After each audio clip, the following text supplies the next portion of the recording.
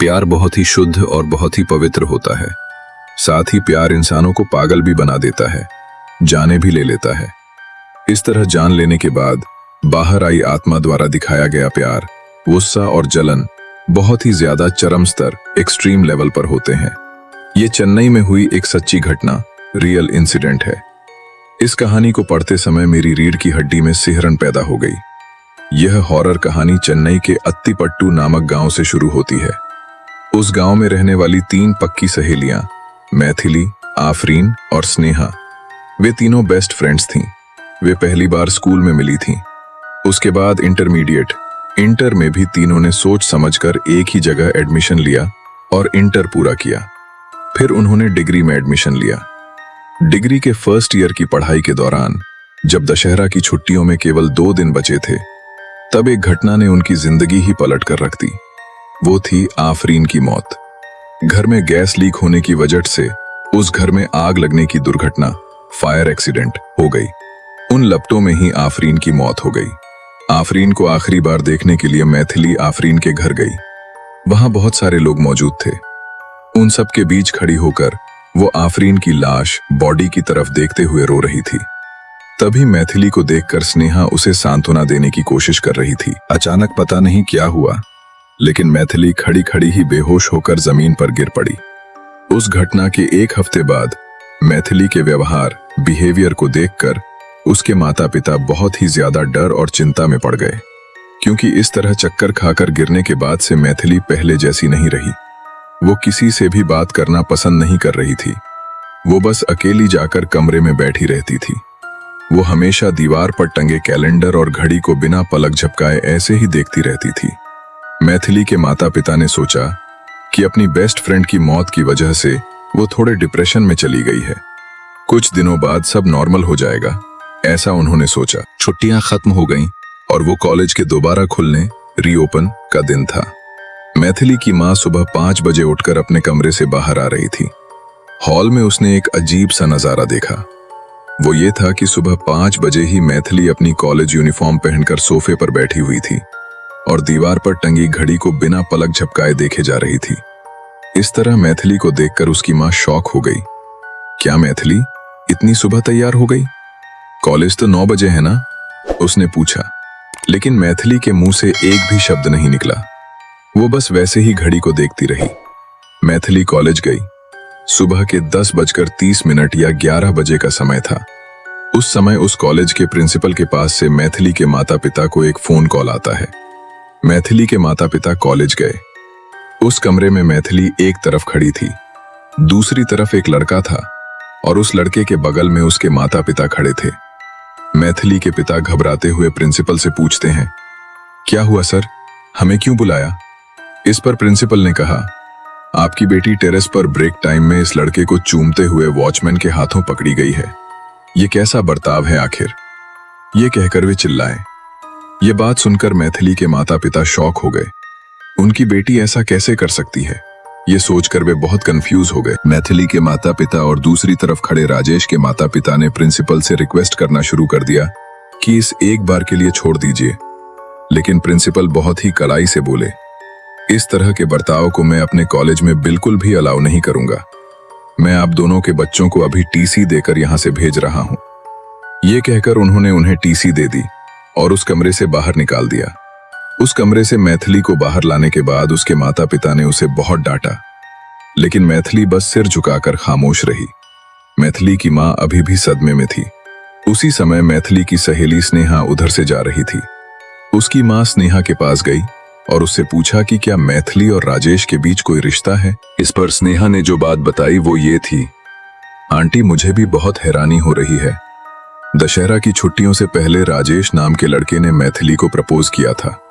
उसी दिन मैथिली ने राजेश को चप्पल से मारा था और उसे रिजेक्ट कर दिया था।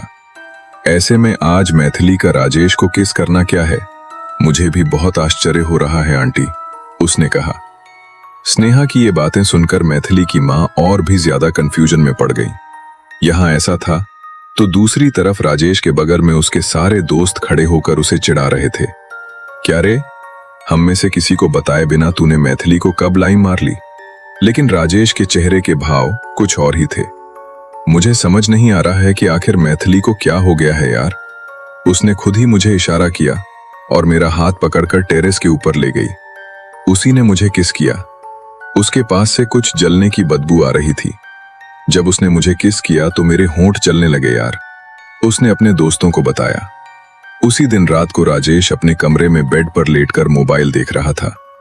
उसी समय उसे लगा कि बाहर खिड़की के पीछे कोई खड़ा है और उसका नाम पुकार रहा है। तो वो खिड़की के पास जाकर खड़ा हो गया। बाहर मैथिली खड़ी थी, लेकिन वो थोड़ी अलग लग रही थी। वो किसी मुस्लिम लड़की की तरह सिर पर चुन्नी ओढ़े खड़ी थी। उसे देखकर राजेश ने पूछा, क्या है मैथिली, इस वक्त यहाँ क्या कर रही हो? इस पर मैथिली ने राजेश की तरफ देखते हुए पूछा, क्या तुम एक बार बाहर आओगे? ठीक है, सोचकर राजेश उससे मिलने के लिए घर से बाहर गया। मैथिली के सामने खड़े होकर राजेश कह रहा था, क्या है मैथिली, बताओ। तभी मैथिली ने अचानक राजेश को कसकर गले लगा लिया। राजेश को बिल्कुल समझ नहीं आया कि वहां क्या हो रहा है। क्या है मैथिली, तुम क्या कर रही हो? वो पूछता रहा, लेकिन मैथिली बिना कुछ बोले उसे वैसे ही कसकर पकड़े रही। राजेश मैथिली की बाहों में घुटने लगा था।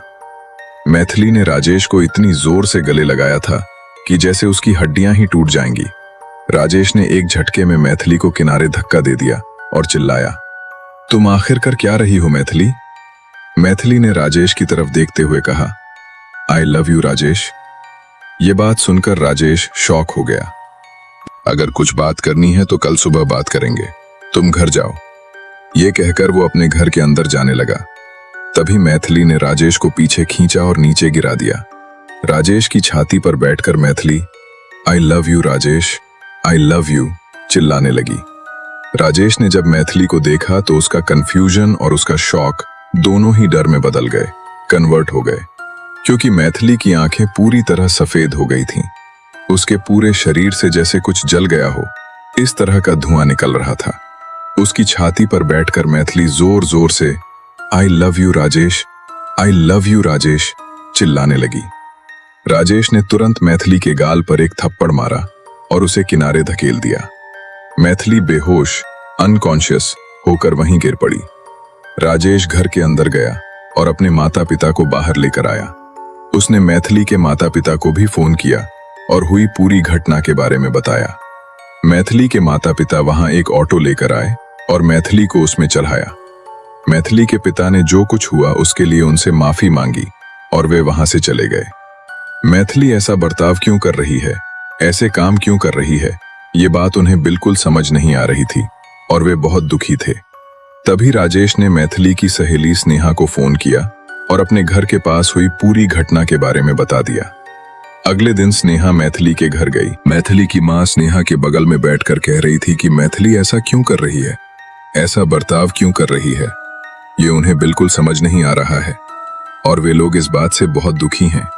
ये सब वो स्नेहा को बता रही थी। मैथिली की मां जब इस तरह अपना दुख बता रही थी, तब स्नेहा सिर्फ दीवार पर टंगी घड़ी को देखे जा रही थी। मैथिली की मां को कुछ समझ नहीं आया। क्या बात है स्नेहा, जब से आई हो तब से उस घड़ी को ही देख रही हो, उसने कहा। तब दोपहर का 1 बज रहा था। तभी स्नेहा ने मैथिली की मां से पूछा, आंटी मैथिली अब कहाँ है? उन्होंने स्नेहा को दाईं तरफ वाला कमरा दिखाया। वे दोनों मैथिली वाले कमरे के पास गए और दरवाजे को थोड़ा सा आगे खिसकाकर उस दरार से अंदर देखा।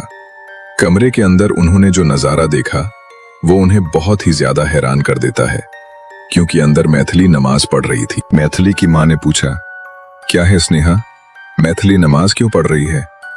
इस पर स्नेहा ने कहा, आंटी वो मैथिली नहीं है, वो आफरीन है।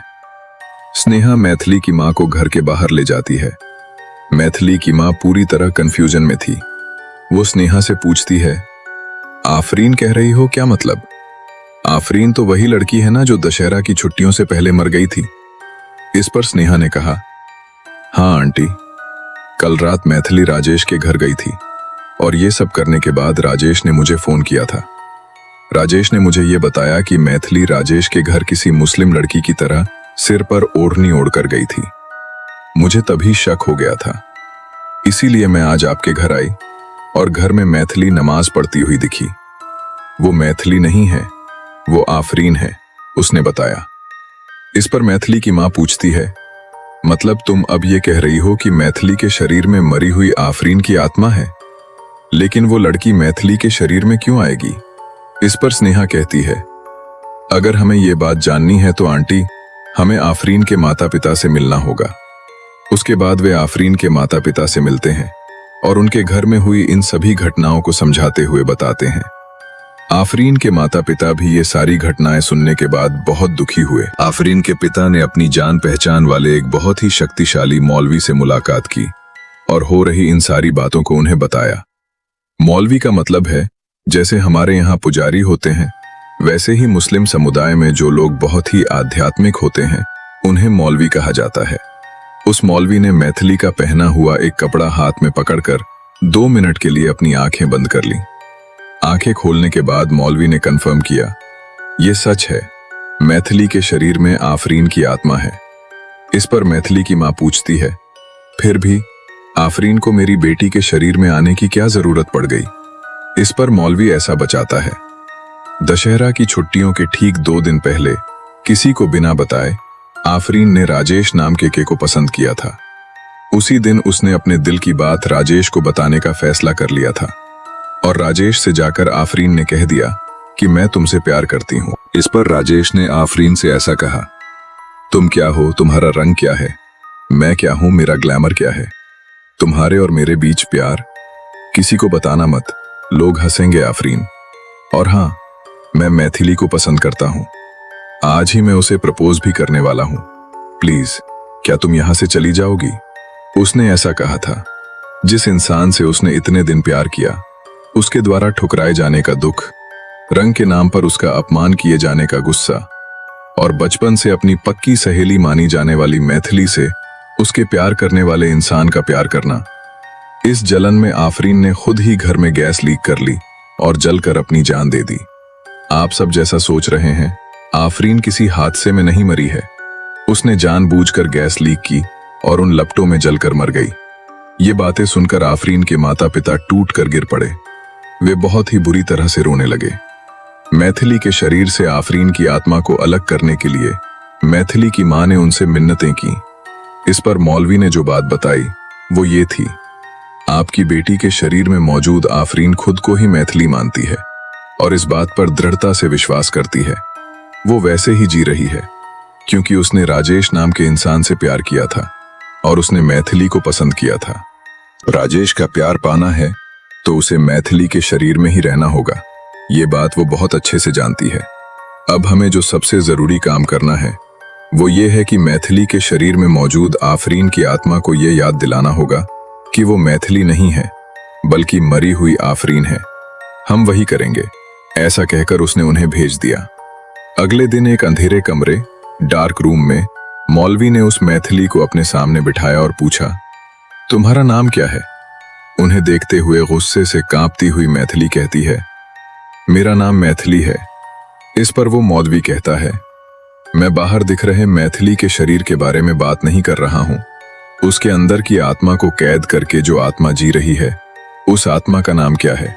उसने पूछा। यह बात सुनकर मैथिली गुस्से से तिलमिला उठती है।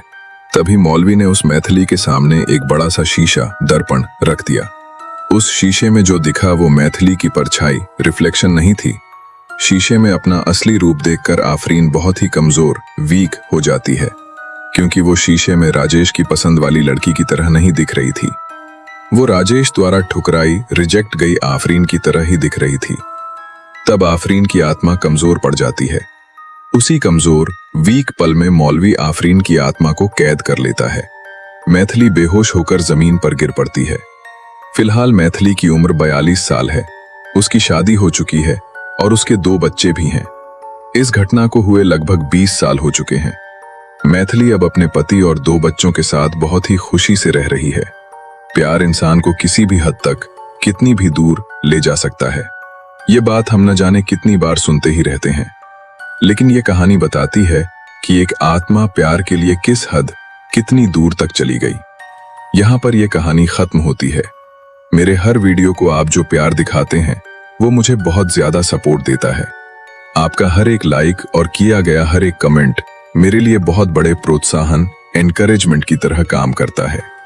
मुझे उम्मीद है कि आपका यह सपोर्ट ऐसे ही बना रहेगा। आज मैंने जो हॉरर कहानी आपको सुनाई है, अगर वो आपको सच में पसंद आई हो तो प्लीज लाइक करें।